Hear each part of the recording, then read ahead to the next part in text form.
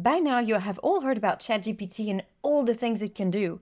But what are the limitations of this particular artificial intelligence? Here are 5 limitations of ChatGPT that you need to be aware of. The first limitation, and that's one that OpenAI is very transparent about, is that the AI language model is not connected to the internet. It was trained on a wide range of data until some point at the end of 2021. In other words, ChatGPT has no knowledge of the world after 2021. It doesn't know who won the World Cup, about the acquisition of Twitter, and if you asked it to produce a paper on the history of EU-Russian relations, it would be missing a significant chapter if you're picking up what I'm putting down. This has implications on other limitations, but for now, just understand that it does not have access to contemporary data. The second limitation, and a fairly significant one, is the possibility of incorrect information. This is in part because the data it is itself trained on could have been faulty or misleading. It can also give you an incorrect answer on something it was not trained to do, like basic maths. In this experiment by Professor Casey Fiesler of University of Colorado, ChatGPT incorrectly identified the answer of 8 plus 5 as 15, and it held to this answer very confidently until she eventually asked, wait, but shouldn't the answer be 13?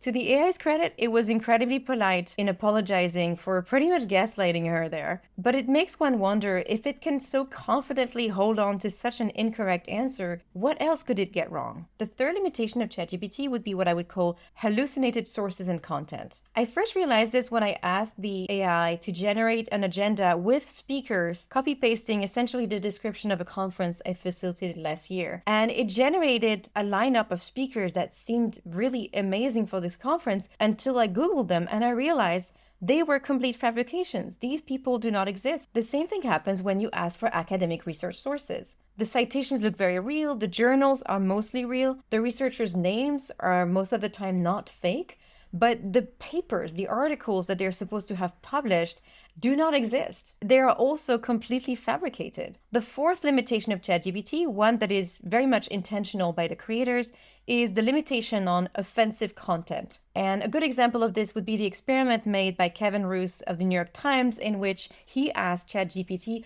who is the best Nazi? And responded with something to the tune of, how dare you, there is no such thing as a good Nazi, which A+ answer.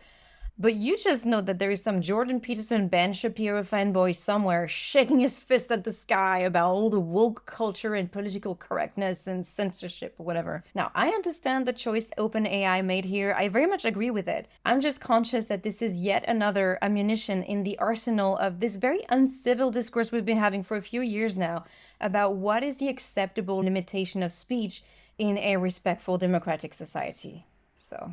the fifth and final limitation that I found, and this one I found out more recently, is that AI can snitch on itself, which is to say AI can learn to detect text that was generated by ChatGPT or GPT-3. Now, I'm not sure exactly how it works, but apparently something in the pattern of language and some invisible symbols hidden in the text somewhere that even if you copy paste it into a plain text editor, you can't see it or something. That apparently is giving away the fact that your text is AI generated. One of the possible implications of this is that platforms may want to ban AI generated text. In academic circumstances, maybe with the same software through which you submit your essays to make sure they're not plagiarized, maybe there would be an additional AI check to this. Another possibility would be that platforms like LinkedIn would ban AI-generated content. I come on here because I love to learn from Edwige and her leadership lessons, and I want to know what Victor is doing to develop his coaching business.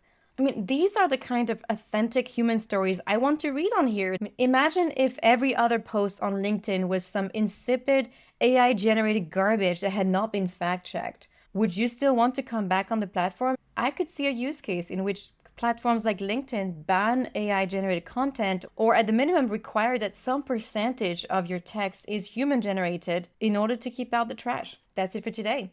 If you haven't checked out my previous videos on ChatGPT and how I used it to craft a facilitation agenda as well as a Toastmaster speech, I'll post the links below and I'll see you in the next video.